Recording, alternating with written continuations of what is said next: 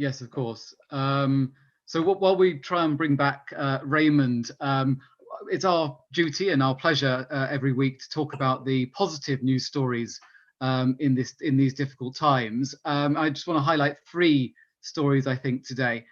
One, it seems odd to talk about really the only big news story in the world this week, the killing in Minnesota of George Floyd, and it's really the response that I see as being a huge positive this week. We've seen a huge outpouring in the world of people coming onto the streets, social distancing aside, and responding in a very passionate way. But I think also in the Jewish community, it's been a real moment of awakening to realize perhaps that the Jewish community doesn't have a huge understanding, a widespread understanding of the experiences of the Black community when it comes to racism. To realize that there aren't many events, if any, up to now, bringing together the Jewish community and the Black community, and that there is this big gap that needs to be filled. We hear so much on a weekly basis, and quite rightly, about the importance of interfaith between the Jewish community, the Muslim community, the Christian community, and so on. But when it comes to the relationship between our community and the Black community, that is somewhat lacking. And what we've seen in recent days is a real mobilization, an understanding of the importance of talking about these issues, of understanding the experiences of the Black community, the particular racism that is faced by the Black community, which is different from the racism that the Jewish community faces. And the realization that we do need to come together more and we need to learn from each other. And to that end, I think JW3's event on Sunday night, panel event involving a number of high-profile individuals, and David Lammy, the MP for Tottenham, among them, will be particularly important. I've heard many people talking in recent days about what they would like to do to respond to what we've seen here, and I think hopefully we can see some kind of positive coming out of a horrific tragedy in America. Raymond, you want to come in, or shall I carry on? Can you hear me okay now? Yes. I'm hopefully anyone at home who's watching will message if the sound is going to get. Apologies everyone, as if this week wasn't difficult enough. As soon as we start having tech issues at the same time, it's entirely frustrating for everyone. So really apologies, and thank you, Justin. So hopefully people can hear me okay now, headset and mic, and hopefully that will help. What I was really going to say, and Justin has summed it up well, is there really is only one topic. There really is only one topic on the agenda this week, and sitting here in my house in a leafy part of London, with my children, with my family, with my white privilege, how can I have anything to say that is worth adding, that is going to really add something more than what has been said and written by this week? And it's something that we've been talking about internally. As soon as the outpouring of the reactions to what happened in the States and what is continuing to happen in the States, and of course not just in the States, but that's where the focus is. There were conversations happening with JW3 staff, and a number of our team felt it was really critical that we have those conversations really quickly, and that's really dominated our week. And it was really important for us to try and do what we've always done, which is to increase the quality of the conversation, because too often the type of conversations that we have around issues of race within our community are really not at the level they need to be. I think we do a pretty good job of talking about anti-Semitism. Is a really critical issue. The last 2-3 years were so dominated by issues of anti-Semitism. And sometimes when we're focusing on the problems that we face as a community, as the challenges we face, as the oppression or persecution or racism against us, however you want to define it, it can be very easy to unintentionally overlook the dire situation that Black people find themselves in across the world, in the UK and in the US included.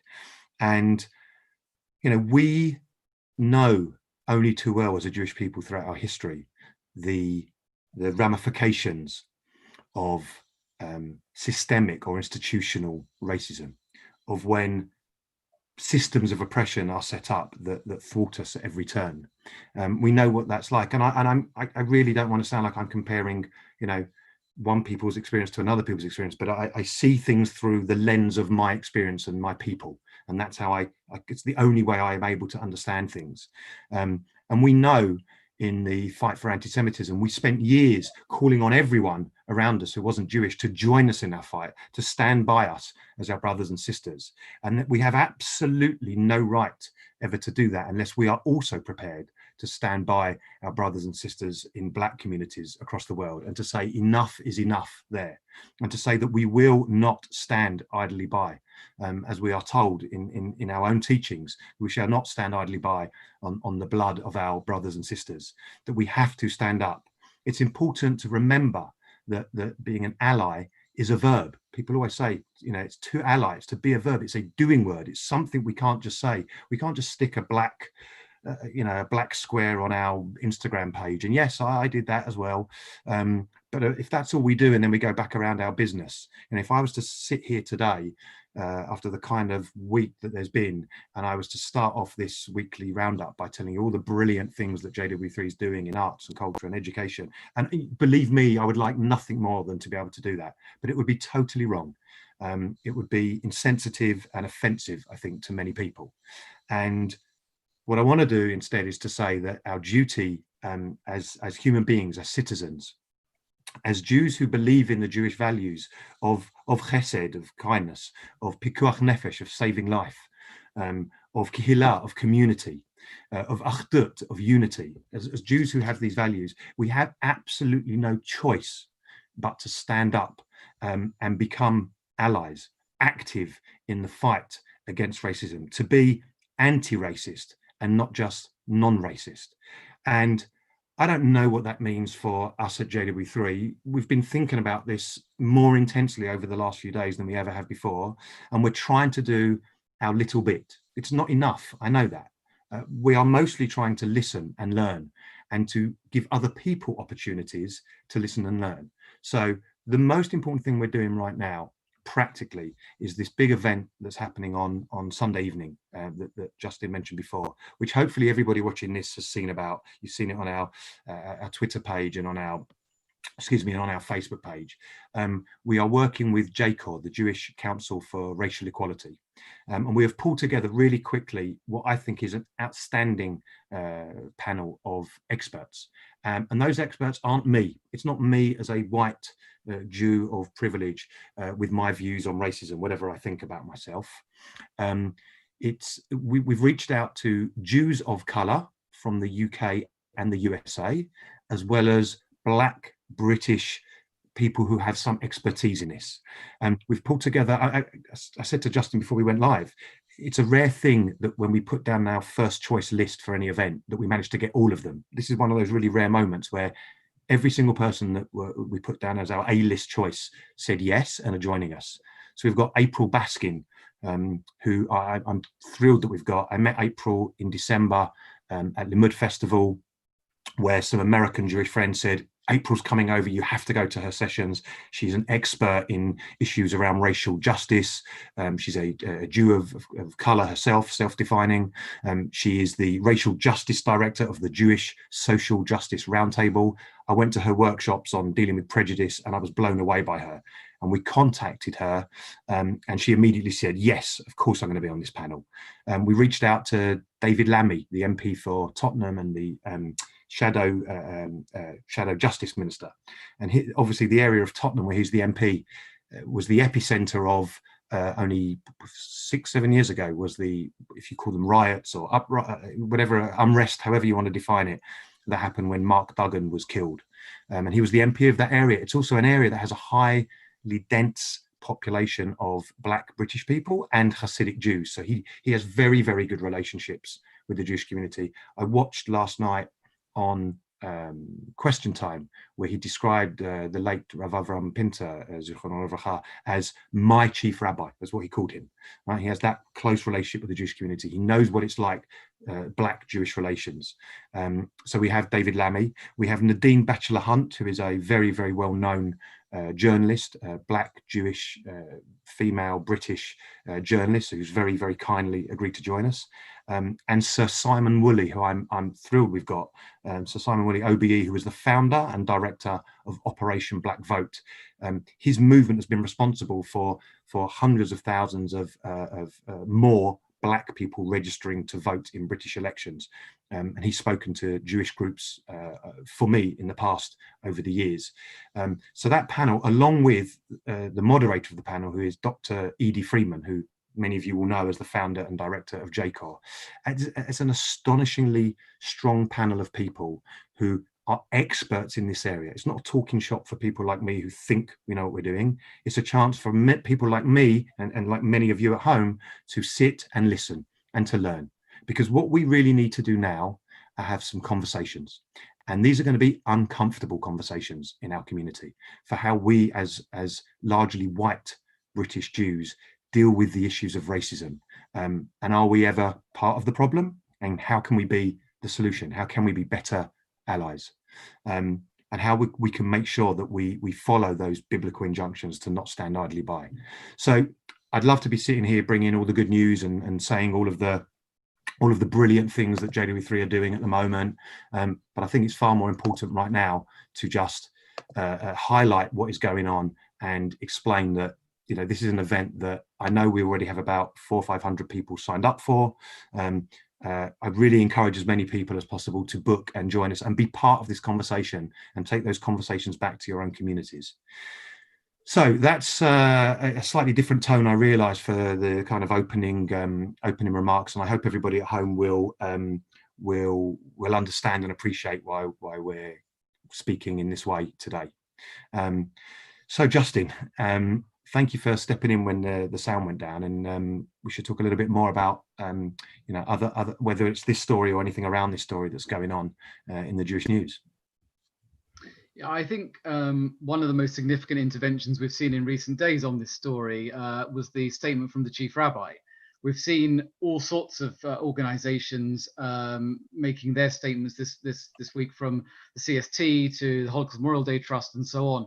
Chief Rabbi's comment, which reflects what you've just said about the importance of not just joining an artificial chorus of condemnation, but actually taking this on, making sure we learn from it, making sure that it isn't just a week-long chorus of condemnation and we act upon it.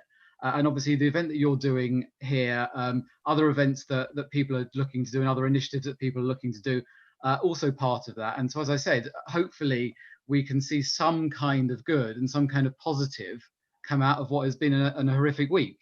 I just think that when you consider that of how much is going on in the community in terms of interfaith activity, the fact that this is such a neglected area so as to be absent, in fact, is in itself quite, you know, it's very disappointing to say the least. And this is an opportunity to really awaken and to start acting upon this. And I think we've started to see those shoots of action within the community this week. Absolutely. And look, this is one of those issues where, when I said we need to have some uncomfortable conversations, one of the reasons why I think sometimes people hold back from the conversations, it's not because they're all just racist and they don't want to have it.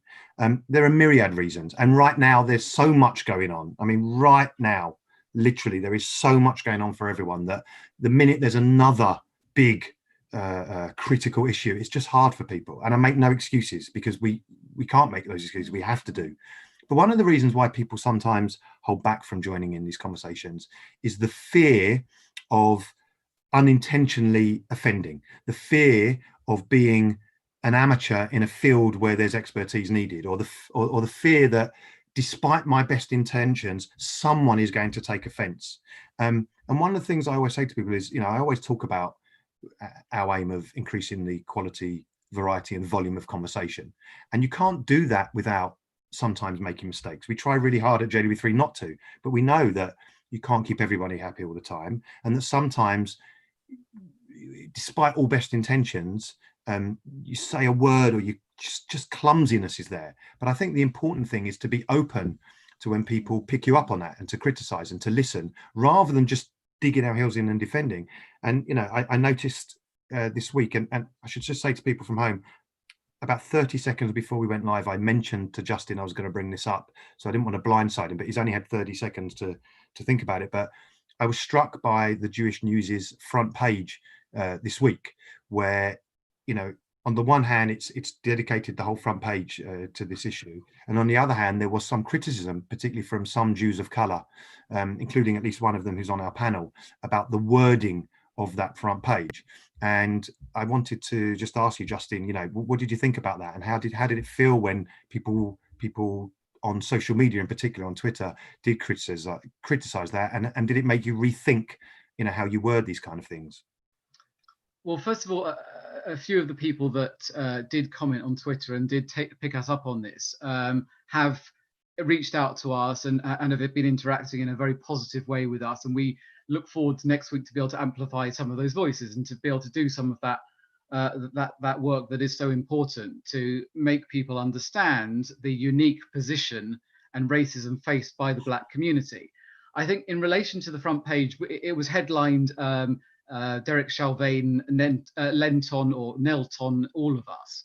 And that was simply to reflect the fact that the Jewish community, when it hears about racism, when it sees racism in such stark ways, in the systemic ways that you talked about earlier on, it has a certain visceral reaction because of our own experiences. That's not to say those experiences are the same, and we fully recognize, of course, that the Jewish community is not a community that faces particular problems when it comes to dealing with the police, for example, in America or here.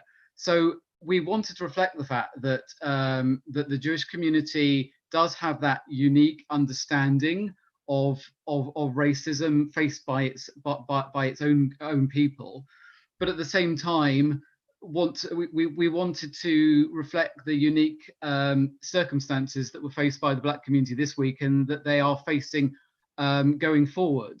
And that was the purpose of that front page, nothing else.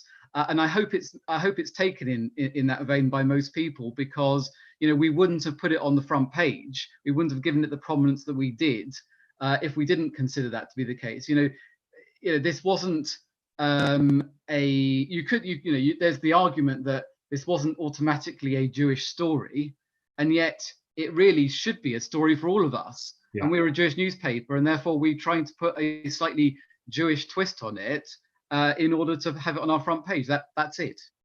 Yeah, and I agree, and I think it's, look, knowing you and knowing Richard as I've got to know over the years, I think you are you know, honest brokers, right? When someone makes a criticism, you will look and reflect and decide if you think it's a fair criticism, and won't dig your heels in just for the sake of it. And I think sometimes the difference for all of us between what we intend and how it can be perceived, you know, can be there, and this is something we have to think about. I think you're absolutely right that as a you know, one of the lead mouthpieces of the entire Jewish community, you have a responsibility. And if you hadn't have addressed this issue, and I'm pleased to see there's a number of pieces on your website in particular, there are some, you've given over some of the blogs to it. There's one particular one that I know that I've shared by Sophia Ziff.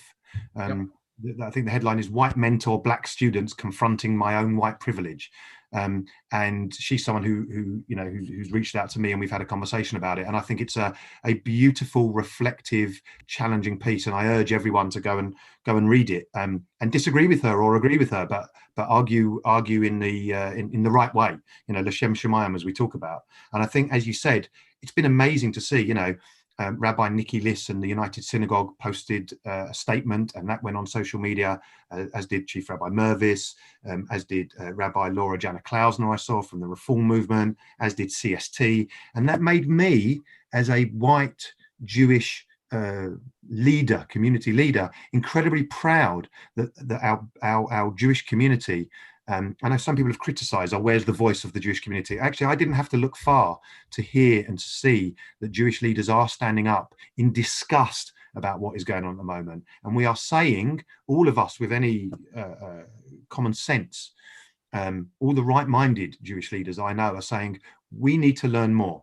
And again, I think, you know, reading the kind of articles you've posted, you know, There's a piece doing the rounds by Philip Rosenberger, The Board of Deputies, which is a really important piece to read. There are people circulating lists of, here are Black writers to follow. Here are Jews of color who you should follow on social media. Here are books that you should read. Don't just post on social media expecting a Black person to give you the answers. Go and learn about it in the same way that we, the Jewish community, demand that non-Jews learn about the Holocaust and learn about anti-Semitism, take responsibility for it themselves, and don't always expect me to teach you about it, in the same way that Black leaders I know and Black activists I know are saying, don't expect us to have to teach you, white people or the white Jewish community. Go and do your research yourself, and become allies, like I said. Yep. Does that resonate? Absolutely. I think, when we reflect on that front page, would we repeat that headline? I don't want to speak for Richard, our editor, who will join the review next week. I suspect we wouldn't. I suspect we would have gone for something else. But hopefully people will understand where we were coming from, and it was a very good place that we were coming from, and we hope to continue to play a role in amplifying those voices. As you said, we've carried about 4 or 5 op-eds already, and there are more still to come. Well, fair play. Look, normally right now, what I would want to do, but I'm going to suggest we leave it till next week, which I know is frustrating, but I think is the right thing. Normally what we're doing is, we've come to the top 10 of the 40 under 40, and obviously you and I were both involved. I'm proud yet again to have been invited as one of the old gits in the, one of the just past 40, let's say, people in the community. I have the privilege of sitting on the judging panel, and I know how many hours and hundreds of hours put into it by everyone, particularly the chair of the panel, Andrew Gilbert. And so I would normally love to now spend most of our time talking about this fantastic top 10. I'm going to suggest that happens next week to do it justice and do it properly. I want to mention 2 people that are relevant to this story, and I'm going to just weave them in. Much to my embarrassment, I've forgotten the position. I haven't got it in front of me, of Adam Wagner, who is 5 or 6, I think. Right, he's in that. I have the privilege of knowing all 10 in the top 10. Adam Wagner is someone whose voice on social media and on TV and radio and is so important right now, because he is an expert on human rights. So during this whole COVID-19 crisis, he's been a voice that I've followed, and we had him on at JW3. But I think he's also the sort of person on issues of race when it comes to human rights. He's someone who people should be looking out for. And the other one I want to just mention in this context is, because it was fantastic to see, Rachel Riley in that number 2 position. And let's not forget, she would not have been anywhere near the top 100 2-3 years ago. The fact that she was number 2, very well deserved number 2, was because she became a warrior for truth and justice in the fight against anti-Semitism. And she put herself out there. Most people didn't even know she was Jewish. She could have just carried on being a celebrity, being a maths expert, being on Countdown and all of that, and kept her head down. But because she put herself out there bravely on the front line, she became a target for hate, anti-Semitism, misogyny, abuse, threats of violence, the most disgusting ways. And that didn't make her stop. That didn't make her put her head underneath the parapet. It made her stand up and shout even more loudly, enough is enough. And I just think, if there's one thing we're going to just take from her being so high on that top, in that top 40, in that number 2 position, is that now we have to do the same. We need the community to do exactly the same thing like Rachel did on this issue of racism against our Black neighbours and friends and cousins and brothers and sisters on the UK and the US. And we have to take that warrior spirit of Rachel, who stuck her neck out and got abused for it. And we have to be prepared for that. And we have to be inspired by what she has done in the fight against anti-Semitism, and use that to continue the fight against racism in all forms. So that's just that kind of, I'm going to set that up for you for next week to talk in much more detail, so we can have a week where we celebrate that top 40. I just think this week just doesn't feel like the right time for a celebration, if that's okay with you. Yeah, absolutely, of course. Justin, is there anything else you would like to add before we wind up? Is there anything that you are hoping to say that I just haven't given you the chance yet? Not really. I think I would have if I'd had the chance and we were in a slightly more celebratory mood, I probably would have plugged the fact that Jewish News, after a bumpy 6 weeks or so, has today been named on the shortlist for 3 awards at the Press Gazette Regional Press Awards. So we're very excited about that. Amazing. Amazing. And good luck. Thank you. Thank you. We'll know the results on the 19th of June. Great. So whichever is our first Friday catch up after that 19th, we'll know whether we're coming with champagne to celebrate or champagne to commiserate. Either way, absolutely. Something. So look, it is really good to end on a on a positive note. And I do wish you good luck. I think it's a reflection of the fact that that despite everything else that's been going on this year, the tumultuous year that the Jewish news and our Jewish press has had in this country, that you continue to be recognised for the great work you do.